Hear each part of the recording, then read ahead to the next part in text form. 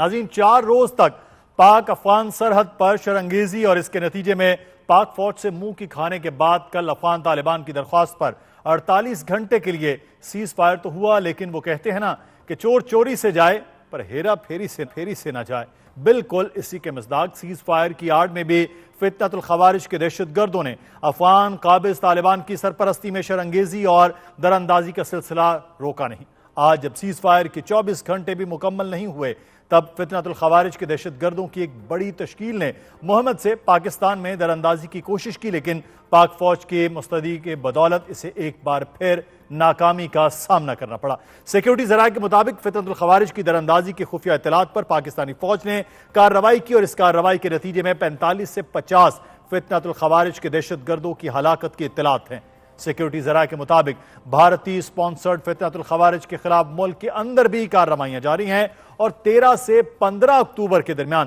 شمالی وزیرستان، جنوبی وزیرستان اور بنوں میں 34 فتنۃ الخوارج کے دہشت گردوں کا صفایا کیا گیا۔ آج وزیر اعظم شہباز شریف نے کابینہ اجلاس میں اس معاملے پر بات کرتے ہوئے کہا کہ افغان طالبان نے بھارت کی شہ پر پاکستان پر حملہ کرنے کی کوشش کی، جس پر مجبوراً جواب دینا پڑا۔ دوست ممالک بالخصوص قطر جنگ بندی میں توسیع کے لیے ناظرین کوشاں ہیں۔ انہوں نے کہا کہ ٹھوس شرائط کے ساتھ یہ جنگ بندی طویل ہو سکتی ہے، لیکن اگر افغان طالبان اس جنگ بندی کی مہلت کے طور پر استعمال کیا تو اس کی اجازت نہیں دیں گے۔ وزیر اعظم نے کہا کہ ٹھوس شرائط کے ساتھ افغانستان سے مسائل کے حل کے لیے بات چیت کے لیے تیار ہیں۔ دوسری جانب چین نے پاک افغان جنگ بندی کا خیر مقدم کیا ہے، جبکہ سعودی عرب اور قطر بھی مستقل سیز فائر کے لیے کوشاں ہیں، لیکن پاکستان کے وزیر خارجہ خواجہ آصف کو امید نہیں کہ یہ سیز فائر طویل ہو سکتا ہے، کیونکہ خواجہ آصف کے بقول افغان طالبان اور فتنۃ الخوارج کے عزائم کچھ اور ہی ہیں۔ دوسری جانب اقوام متحدہ کی جانب سے سلامتی کونسل کو جمع کرائی گئی تجزیاتی معاونت کی حامل رپورٹ میں بھی یہ تصدیق کی گئی کہ افغانستان میں طالبان حکومت اس وقت فتنۃ الخوارج، القاعدہ اور دیگر دہشت گرد تنظیموں کے سیف ہیون بن چکا ہے، جہاں فتنۃ الخوارج کے لگ بھگ 6000 دہشت گردوں کو مکمل آزادی اور سہولت کاری حاصل ہے، اور افغان طالبان حکومت کے اس رویے سے خطے میں سلامتی کو شدید خطرات لاحق ہیں۔ اس ساری صورتحال پر بات کریں گے اور آج کے ہمارے پروگرام میں پاک افغانت کے بندش کے حوالے سے بھی گفتگو ہوگی، لیکن سٹارٹ میں ہم بات کرتے ہیں سیز فائر اور سیز فائر کے ٹوٹنے کے معاہدے کے حوالے سے۔ ہمارے ساتھ موجود ہیں اس وقت ضمیر اکرم صاحب، سابق سفارتکار ہیں اور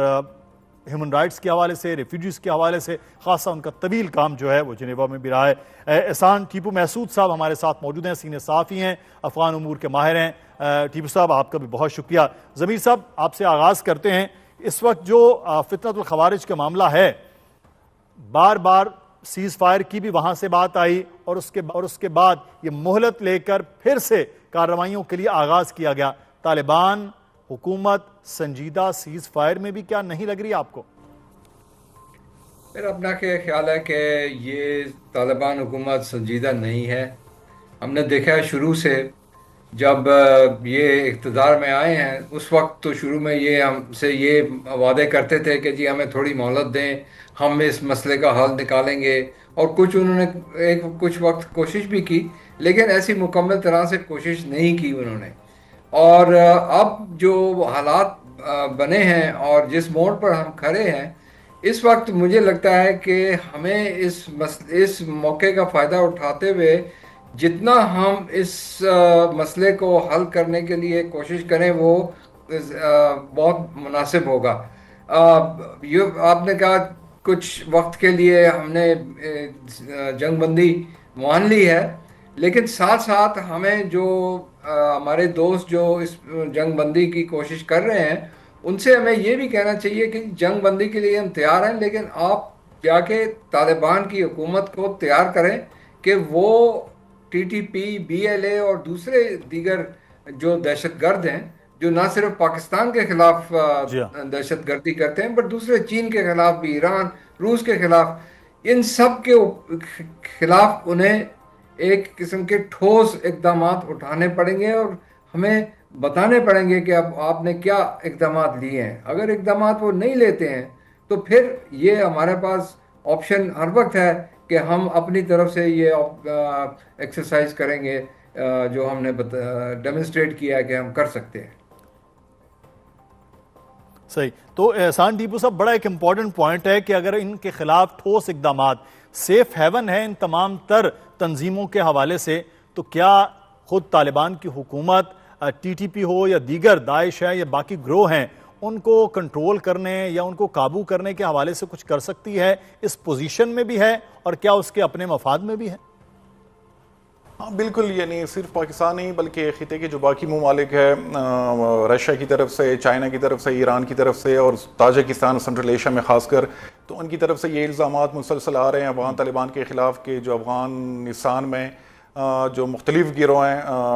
جہادی گروہ جو ہیں، کہ وہاں پہ ان کی پریزنس ہے. اور اگر یو این سیکورٹی کونسل کی مانیٹرنگ ٹیم کی رپورٹ بھی دیکھ لیں تو وہ بھی یعنی کنسسٹنٹلی اس چیز کو رپورٹ کر رہی ہے. تو میرے خیال میں کہ افغان طالبان کے پاس آپشن کم رہ گئے ہیں، کیونکہ انٹرنیشنل پریشر آ رہا ہے، ایک ریجنل پریشر آ رہا ہے. پھر بعد میں یعنی کچھ عرصہ پہلے رشیا کی طرف سے فارمل ریکگنیشن بھی ہوئی ہے افغان طالبان کی، لیکن اس کے بعد ہم خود بھی ایکسپیکٹ کر رہے تھے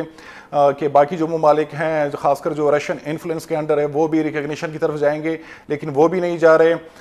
پاکستان کے تو آلریڈی یعنی جو بات ہے وہ جنگ تک پہنچ چکی ہے. تو میرے خیال میں یہ ایک پریشر بلڈ ہو رہا ہے، اور افغان طالبان جو ہیں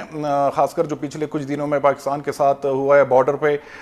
تو وہ اس کو یعنی مجھے نہیں لگ رہا کہ زیادہ عرصے تک سسٹین کر پائیں گے. ابھی بھی یہاں آنے سے پہلے یہ رپورٹس آنا شروع ہو گئی ہے کہ قطر جو ہے وہ ثالثی کا کردار ادا کرے، اور سینئر پاکستانی آفیشلز اور سینئر افغان طالبان آفیشلز وہ وہاں پہ یعنی پہنچ رہے ہیں. تو میرے خیال میں کہ یہ ایک بہت پازیٹیو ڈیولپمنٹ ہے، کیونکہ قطر واحد ملک ہے اب اگر آپ وہ دیکھ لیں کہ جس کا کافی انفلوئنس ہے افغان طالبان پہ، اور خاص کر جو ان کا کندہاری گروپ جو ہے اس پہ. اور تو میرے خیال میں قطر جو ہے یہ میڈیٹ کر سکتا ہے. لیکن سوال یہ ہوگا کہ جو پاکستانی کنسرنز ہیں کہ پاکستانی طالبان کی جو تشکیلیں آ رہی ہیں افغانستان سے اور یہاں پہ وہ حملے کر رہے ہیں، اور صرف یہ نہیں کہ طالبان بلکہ جو بلوچ عام سیپریٹسٹ ہیں BLA وغیرہ، ان کی بھی پریزنس جو ہے اس حوالے سے بھی رپورٹس آ رہی ہیں کہ وہ بھی افغانستان میں ہے. اور اس کو ریسنٹلی انڈورس بھی کیا ہے 4 اہم ممالک، خطے کے ممالک نے، جو UN جنرل اسمبلی کے سائیڈ لائنز پہ ایک میٹنگ ہوئی تھی جس میں رشیا، ایران، چائنا، پاکستان. تو آپ اگر جوائنٹ سٹیٹمنٹ دیکھ لیں تو اس میں انہوں نے BLA کا بھی ذکر کیا ہے، اس میں TTP کا بھی ذکر کیا ہے. تو یہ اچھی بات ہے کہ ڈپلومیٹک فرنٹ پہ قطر کو ختم کرنے کی، ان کو قابو کرنے کی کیا کیپیسٹی بھی افغان طالبان حکومت میں ہے؟ اگر نہیں ہے تو پھر یہ معاہدہ جو دوحہ معاہدہ ہے اس کا پھر فائدہ کیا ہوگا کہ پھر سے وہاں سے معاملات شروع ہو جائیں؟ ٹھیک ہے، یہ معاہدہ میں نہیں کہوں گا یہ معاہدہ ہے. ہم نے ایک کنڈیشنل سیز فائر کو ایکسیپٹ کیا ہے، اور ہماری کنڈیشن یہ ہے کہ ان جو وقت دیا گیا ہے اس میں طالبان کی حکومت اقدامات لے، اور ہمیں دکھائے کہ آپ ایک ٹھوس اقدامات لیے ہیں. پہلی بات. دوسری بات یہ ہے کہ جہاں تک قابلیت کی، طالبان کی حکومت کی قابلیت کی بات ہے، اس میں شروع سے پاکستان نے ان کو آفر کی ہوئی ہے، چین نے